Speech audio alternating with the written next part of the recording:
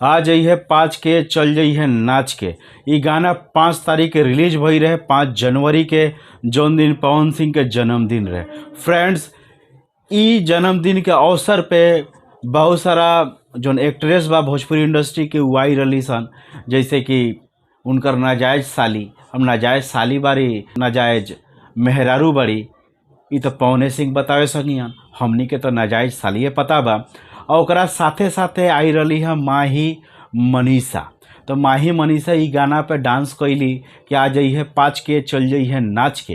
लेकिन पवन सिंह के जन्मदिन के अवसर पे बड़ा बड़ा कलाकार ई पार्टी में ना पहुंचल रहे लोग, जैसे कि मनोज तिवारी, रवि किशन, निरहुआ, दिनेश लाल यादव जेकर नाम से उ जानल जाएलन, खेसारी लाल यादव, रितेश पांडे और भोजपुरी के तमाम जो बड़ा बड़ा एक्टर और एक्ट्रेस वालों ई पार्टी में ना पहुंचल रहे। एकर कारण यह बा कि पवन सिंह के रवैया, पवन सिंह के बिहेवियर इतना ही खराब बा कि एकर कोनो हिसाब नहीं खे। पियला के बाद में वो कुछो करेलन, कुछो बोलेलन, और इस सब के मामला में सारा एक्टर उनकर बारे में जाने लसन। यही के चलते और उनकर घमंड के चलते बहुत बड़ा बड़ा एक्टर उनकर से दूरी बनावे लसन। अभी वो अपना आप के पावर स्टार कहेलन।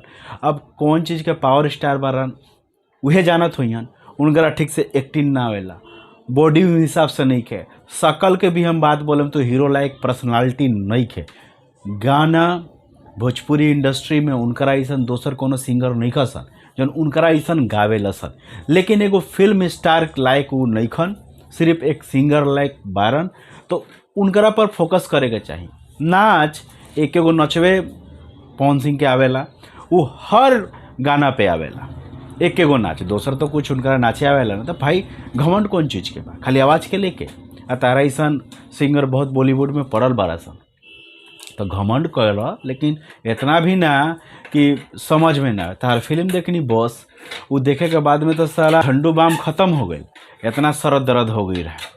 और दू गोरा का बनैले रहला भूतझरवा डांस करे खातिर माही मनीषा के, आ जाइए 5 के चल जाइए नाच के, और यह चौकी हुमाचे तो चौकिया हुमाच देली सन।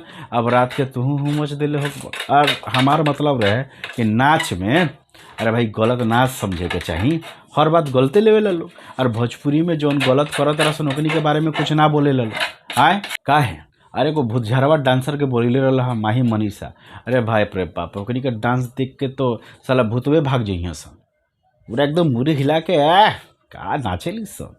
वह आई रही सन पवन सिंह के नाच में। और पवन सिंह के नाच उहे एक गो आवेला, दोसर कुछ थोड़ो आवेला।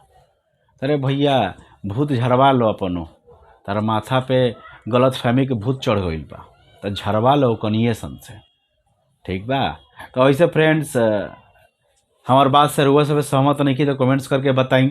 और वीडियो पसंद आवता तो चैनल सब्सक्राइब करी और बेल आइकन के प्रेस करी, एकदम ना भूलाएं। काहे कि बहुत सारा जौन बा लोग कि हिंदी में रिव्यू करे ला लोग, हिंदी में बके ला लोग। अरे भाई भोजपुरी हमनी के इतना प्यारा भाषा बा, भोजपुरी गाना सुने ली सन हमनी, भोजपुरी फिल्म के रिव्यू करत नहीं सन हमनी, और करम सन हिंदी में। काहे भोजपुरी जे सुनता, भोजपुरी जे देखत ओकरा भोजपुरी बुझाता, तो रिव्यू भोजपुरी में करम तो ओकरो बुझाई।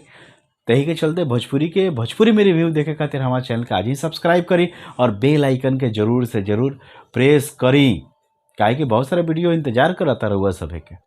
तो चली, अगर भूल चूक हो तो माफ़ करी, अगर ख़राब लगो तो कमेंट करी, कमेंट ऑफ नहीं की कैले। तो चलिए फ्रेंड्स, अगला वीडियो में फिर से मुलाकात हुई। जय बिहार, जय हिंद।